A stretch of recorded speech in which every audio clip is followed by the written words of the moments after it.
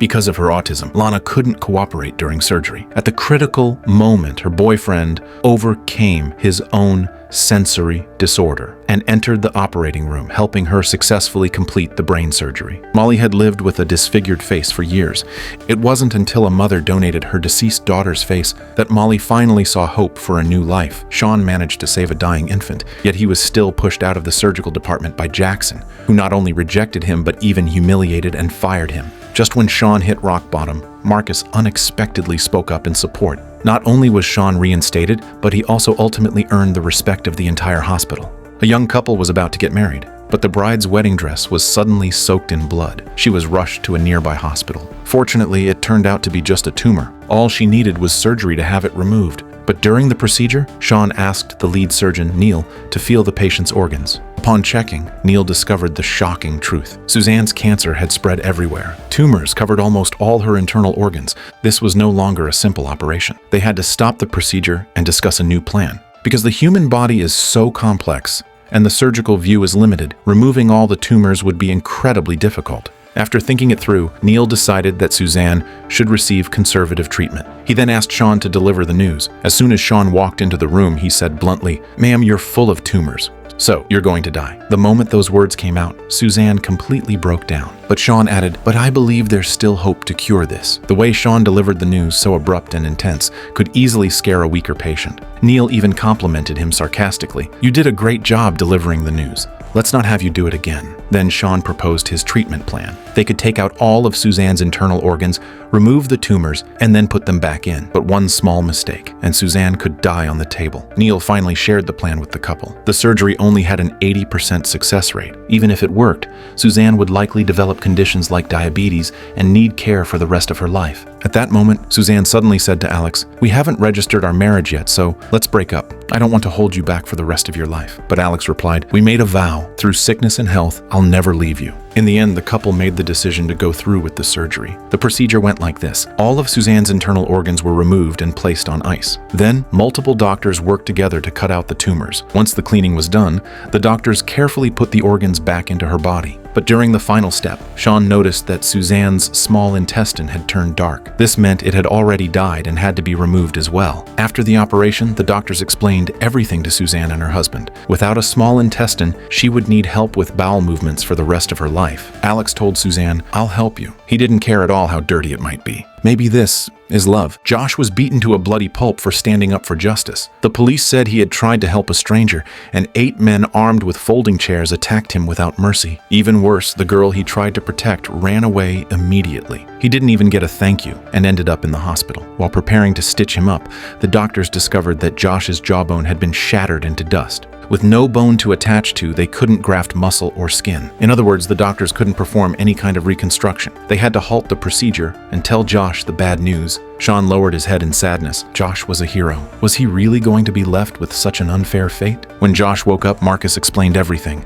Without a jaw, he wouldn't be able to chew or speak. But Josh was incredibly optimistic. He typed on a tablet, "It's fine. I've been meaning to lose weight anyway." The doctors were all moved by his unbreakable spirit. To honor this hero, the doctors voluntarily worked overtime, gathering in the hospital to discuss possible repair options. Shaun came up with an idea: transfer a flap of skin from Josh's arm to his face. But Marcus, the lead physician, rejected the plan. Because even if it worked, Josh's arm would be permanently damaged. Is it really worth losing a hand just to restore a mouth? Shaun believed it was, but no one else agreed with him. Late into the night, Shaun was still flipping through medical literature. He was determined to find a solution for this hero. His brain kicked into overdrive, running every possibility, until finally, he figured it out. He rushed to Marcus's home and laid out the new plan. They would transplant skin from Josh's pectoral muscle instead of his arm. At worst, Josh wouldn't be able to breastfeed, which was basically irrelevant. But since this had never been done before, no one knew if it might lead to unexpected complications. But since it was a feasible plan, the doctors still informed Josh, letting him make the final decision. If the surgery succeeded, great. But if it failed, Josh would end up with a disfigured face and possibly face lifelong complications. Even in such a desperate situation, Josh stayed optimistic. optimistic. He wrote, "No matter what difficulties we face, we should smile through them." His unwavering determination once again left the doctors in awe.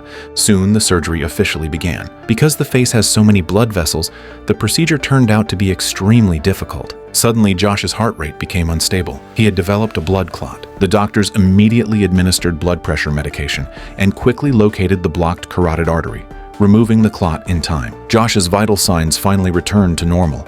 After what felt like countless challenges, the hero's face was finally stitched back together, and he could speak again. After some more rehabilitation, even eating sugarcane wouldn't be a problem. Just then, a woman entered his hospital room. It was the same woman Josh had once saved. She admitted that, at the time, she ran away out of fear, leaving Josh to endure a brutal beating and lifelong injury. She couldn't understand. Why did Josh step in?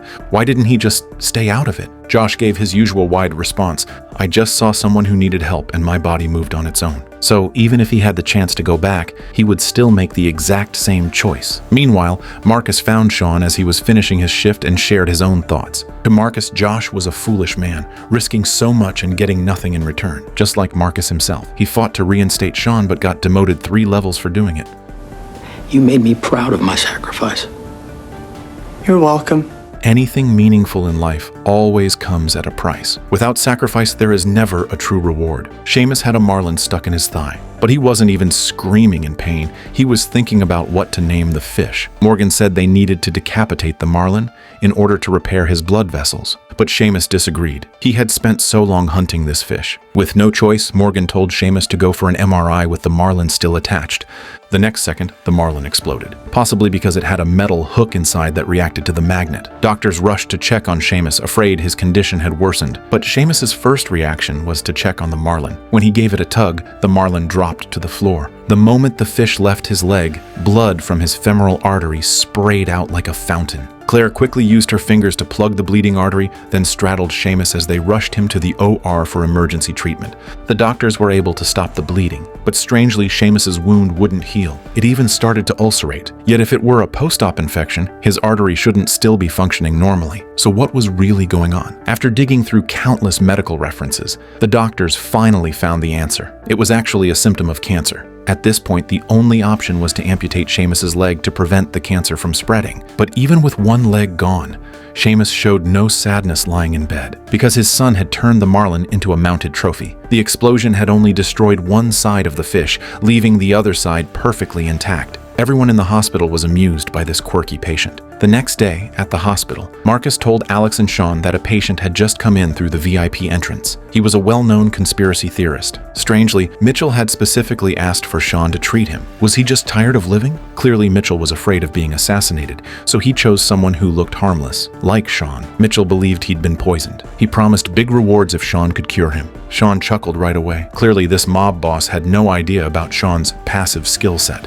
Toxicology reports ruled out poisoning. Then came a battery of tests, which revealed that Mitchell's liver problem was actually due to a genetic defect. All he needed was a minor surgery to remove a liver tumor, and he'd be ready to go home. The surgery went smoothly and left no side effects. Shaun entered the room and told Mitchell he could be discharged soon, but Mitchell refused to leave. He still believed his enemies were trying to poison him, and leaving the hospital would be like walking straight into a trap. He liked the hospital. It had air conditioning and Wi-Fi. He could work from here just fine. Shaun tried to convince him to leave, saying the hospital wasn't a good place to stay, but Mitchell firmly insisted he was staying. Soon after, Mitchell's liver began to deteriorate for unknown reasons. Shaun told him, "You may have another tumor. You can't be discharged." He had no choice but to stay and cooperate with treatment. Shaun pulled out the latest test report. He explained that Mitchell had unexplained bleeding in his digestive tract. Just then, a nurse brought Mitchell his lunch, but he immediately refused it. He was convinced the hospital food was tainted, pure Hextech stuff. Then he turned and pulled out a massive stash of supplements from his bag. That's when Shaun finally noticed something off. Mitchell, trying to keep up his tough guy image, quickly sent his men out of the room, then gave Shaun a knowing look, as if to say, "You know how it is. Man to man, we get it." Shaun, however, focused intently on analyzing the ingredients of the supplement. Sure enough, he quickly spotted a problematic component. After a series of detailed tests, the conclusion was clear. Mitchell had been poisoned by himself. The ingredients weren't toxic on their own, but because he had been taking them non-stop day and night, his liver couldn't take it anymore. Shaun also pointed out that the supplement's country of origin was mislabeled, meaning it was likely a counterfeit. Mitchell cursed out loud, vowing to take down the entire operation once he was discharged. A few days later, Mitchell was discharged smoothly, and after everything that happened, Shaun was finally given the chance to be lead surgeon. But during the operation, Shaun suddenly had a breakdown. He dropped his instruments mid-procedure and fled the OR, and muttering, No, I can't do this," he ran out, leaving the patient on the table. The other doctors were stunned. This was Shaun's first time as lead surgeon, something he had been looking forward to for so long. Why would he choose to give up now? To understand, we have to go back a few days. Shaun had taken on a new patient, Beth, a kind woman diagnosed with esophageal cancer. Thankfully, she met Shaun. He immediately proposed a treatment plan. They just needed to remove the damaged esophagus and pull up the stomach, which would cure the cancer without affecting Beth's digestive function. Shaun's confident and professional explanation instantly won Beth over. She didn't care that Shaun was on the autism spectrum. She insisted that he had to be the one to perform her surgery. Everyone was happy for Shaun. He finally had a patient who trusted him completely. Shaun was sure everything would go smoothly, but then came the MRI scan. It revealed that Beth's stomach had undergone prior surgery. Scars covered it, meaning it was no longer viable for the pull-up procedure. That left them with only the original solution, installing a feeding tube. But if they did that, Beth would never again taste real food. Shaun had no choice but to break the bad news. This emotional roller coaster was too much for Beth. She revoked Shaun's right to perform the surgery. This time, Shaun fell into a shutdown. It was rare for a patient to request him by name, and he had decided that Beth would be his very first operation. Now, it had all fallen apart. Fortunately, Lim, now promoted to chief, heard what happened. She immediately brought Shaun to Beth's room. She reassured Beth, saying, "Shaun is one of our very best doctors. If anything goes wrong, I will take full responsibility." With that guarantee, Beth agreed to let Shaun lead the surgery again. The big day arrived. Shaun wore Glassman's iconic orange surgical cap. After a deep breath, he took the number 10 scalpel. With precise and steady movements, he opened Beth's abdomen and located the cancerous area. But then Shaun froze. A moment later, he dropped the instruments and bolted from the room like a madman. Everyone was stunned. No one knew what Shaun was doing. Lim had no choice but to ask Alex to take over, but Alex believed in Shaun. He said Shaun must have discovered something. It wasn't that he wouldn't operate, but that he couldn't. The team rushed to calm Shaun down. In front of him, a vision of his younger brother appeared. Guided by the hallucination, Shaun slowly steadied his breathing and then revealed what he had found. While examining Beth's intestines, he had discovered a larger tumor-free section. This meant they could treat her cancer without inserting a feeding tube. Everyone finally understood Shaun's seemingly erratic behavior. The opportunity to lead the surgery was right in front of him, but for the sake of the patient's safety, he could only struggle with himself and choose to give it up. After that, the surgery was handed over to Lim, and thankfully, nothing went wrong during the operation. In the end, Lim allowed Shaun to handle the sutures. Though simple, it was a sign of trust in his professionalism. Afterward, Marcus approached Lim to share his opinion, but Lim simply shook her head. There was no question. Teamwork was essential. At the same time, the hospital admitted a patient with a broken leg, and he nearly caused a rift between Claire and Morgan. Curtis had a strange habit of climbing down chimneys to enter his home. This time, he finally ended up with a broken leg. Claire checked his pupils with a flashlight and noticed his response was abnormally slow, so she concluded it must have been due to alcohol, that Curtis had been drinking, and that's why he fell. Curtis was stunned. He insisted he hadn't had a drink in 6 years and was absolutely sober. The doctors didn't take him seriously. After giving him antibiotics, they scheduled the leg surgery. But after the operation, although his legs were repaired, Curtis didn't wake up. His heart rate became erratic. His wife, Teal, asked what was going on. Morgan hesitantly said it was likely due to alcohol intoxication. Teal was deeply confused. The only reason she agreed to marry Curtis was because he had promised never to drink again. If the diagnosis was accurate, it meant he had betrayed her, and she would not tolerate that. She would file for divorce. No one expected that a single medical opinion could destroy a marriage. But Claire stood firmly by her expertise. They had run 3 separate tests, and all results were consistent. Still, as if Curtis was silently protesting, Morgan suddenly noticed his blood pressure was rising. She lifted the blanket, and blood began spilling from his abdomen. A series of further examinations revealed that the bleeding was likely caused by alcohol-induced ulcers, requiring another surgery to clear them. But Teal stood her ground. But Teal firmly insisted that she believed her husband. Claire urged Teal to decide quickly, or her hesitation could endanger Curtis's life. The doctors proceeded to examine Curtis's duodenum. As they inserted the scope, they discovered a bleeding point, but it wasn't an ulcer. It was a tumor, blocking Curtis's airways. Claire froze on the spot. Inside the OR, the doctors quickly removed the tumor. But just then, a strong smell of alcohol filled the air, coming from inside Curtis's stomach. He had been unconscious for 24 hours. There was no way he had been drinking. So where was the alcohol coming from? It turned out Curtis had a rare condition called auto-brewery syndrome. Because of the tumor, part of his digestive tract had been blocked, and the undigested carbohydrates had fermented inside his stomach over time, producing alcohol. Teal was right. Her husband hadn't lied. Now that the tumor had been removed, Curtis only needed a few more days of observation before he could be discharged. The couple exchanged a knowing smile, and Claire felt ashamed of her own snap judgment. Later that day, after work, she discussed the case with Morgan. In her view, if someone acts like an addict, lies like an addict, and even smells like one, then they're an addict. But this time she happened to encounter an exception, and because of that, she saw no reason to feel ashamed. Morgan was furious at her words. Because saving lives isn't the trolley problem. There's no such thing as someone who must be given up. No matter what, a doctor must give their all to care for every patient.